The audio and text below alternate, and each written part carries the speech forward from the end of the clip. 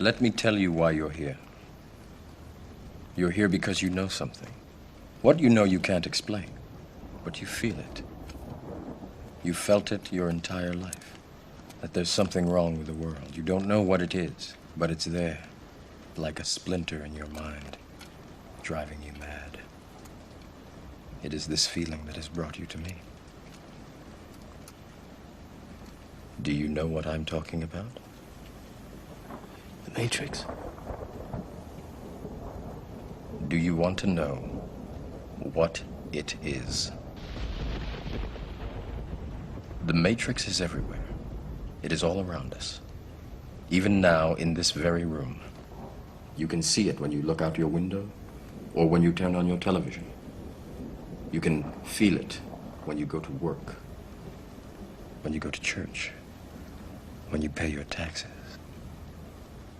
It is the world that has been pulled over your eyes to blind you from the truth. What truth? That you are a slave, Neo. Like everyone else, you were born into bondage, born into a prison that you cannot smell or taste or touch. A prison for your mind.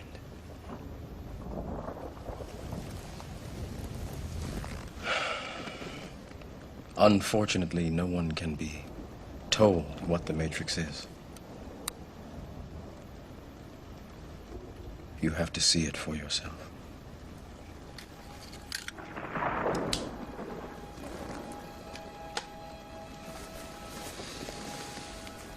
This is your last chance. After this, there is no turning back. You take the blue pill, the story ends. You wake up in your bed and believe whatever you want to believe. You take the red pill, you stay in Wonderland, and I show you how deep the rabbit hole goes.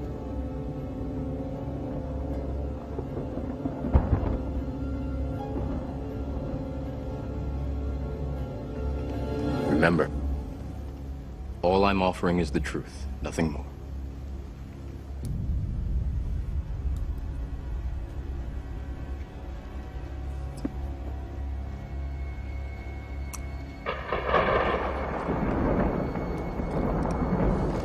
Follow me. Hey, this is gonna be my video for the day. I'm just now getting on because I was up late last night working, so I went ahead and took a nap around 2 o'clock and just now getting up and getting around. So this is the reason why I haven't been able to respond to anybody's videos. But I just saw William Cox's video, and I really appreciate the fact that he took the time out of his evening or day to actually make a video in response to my post, my status that I put up earlier today. One of the things that I kind of want to talk about is what really bothers me the most is my family. I mean, there are so many times that I've tried to show them what is going on. I mean, I've actually sat down and produced. Actually, I didn't produce. I actually made collaborations of everything that's happened. Put them together. Made the DVD. I've actually even took documentaries. I've took articles. I've took everything that I can to try to wake them up. And that's what makes me the saddest, is the fact that it's like, that's the hardest part of being awake. Because no matter how hard you try to save them, it's like staring at your family like they're standing in the middle of rush hour traffic on a highway. And you're like hollering at them, and you're telling them, please take my hand, take my hand, take my hand. You know, and you know they're going to get hit if they keep standing out on the highway, and you just do whatever you can to try to reach out to them, and they will not take your hand. that is the hardest part of it. And then I realize it's not because they don't love me. It's the fact that they're afraid of the truth. They can't handle it. And the saddest part of it is I feel that my mother and my dad and my brother, I think he's got his toe in the water. But my mom seems to act as if I don't even exist anymore. That is how afraid she is. Because she knows that I will tell her everything. That I will not hold anything back. Because I'm trying to save her. And it's like, it's not really, I know that it's coming down. So I try to tell her, please at least, use your soda bottles, fill up the water.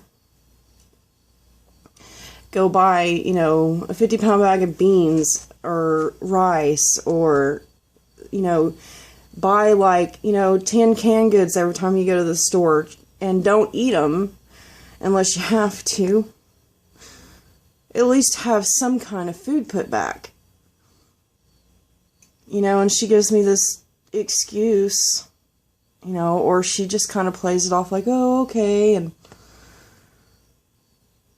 and my mom and my dad know that if I tell them something, that it's the truth. Especially when I get really emotional about it. And I was raised to do the right thing. I was raised to stand up for what is right and do what is right and be a good person, be an honest person and a truthful person, and be there for the people who need you if they're there for you. So I don't know, I've just seen her drift away from me, and I wouldn't say that she's in a way replaced me. She's replaced that daughter relationship with someone very close to me, and I'm not mad at that person for that, because it's not their fault. So instead of getting mad about it and cussing and yelling and screaming at her, I've just kind of just let it go, because I understand that she is lost. She's lost. But she's such a good person, my mother. She's got a beautiful heart. And the woman can make anything grow. She can take something dead and just bring it to life.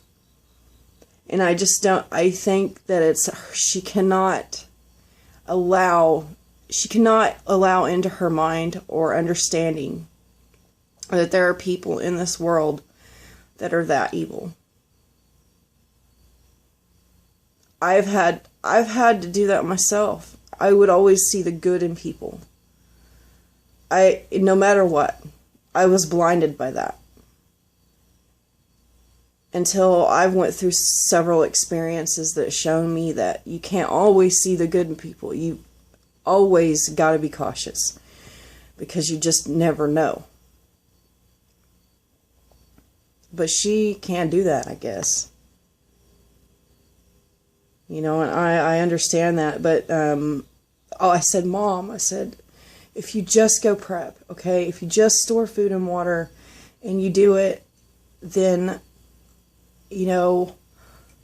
I'll leave you alone with it. I won't say anything else. Just store food and water and prep. So that way, if something does happen, no matter what, you are going to be okay. And I'll know that in my heart that you will be okay.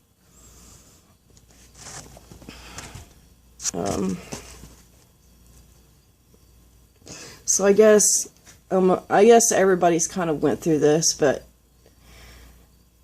that's just my experience. I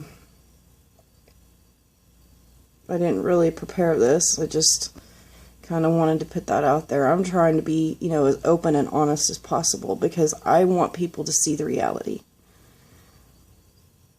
I want my kids to have a future. I want other people's kids to have a future, because if we don't work together in this, there's not going to be one. And if there is, it's going to be a horrible future. And I don't want that. I don't want that for anyone's kids. I don't want that for anyone's future. And, you know, I try to see myself when I grow old, if I make it that far,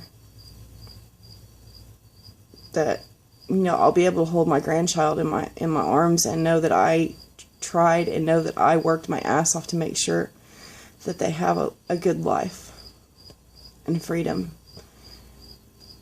and peace.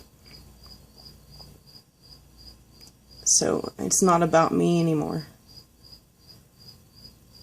It's about them. At least I know when I lay down and take my last breath that I did what it took to make sure that they were free. And I'm going to do that. No matter how many people I lose, I'm going to do it. But anyway, I'm going to get off here, and thank you, William Cox, for your message. I'm really happy with the encouragement that everybody's given me. I'm really appreciative of it. And I hope that people understand this and make their own videos, because the time is now. So I'm going to get off here. My battery's about to die. Please make your videos.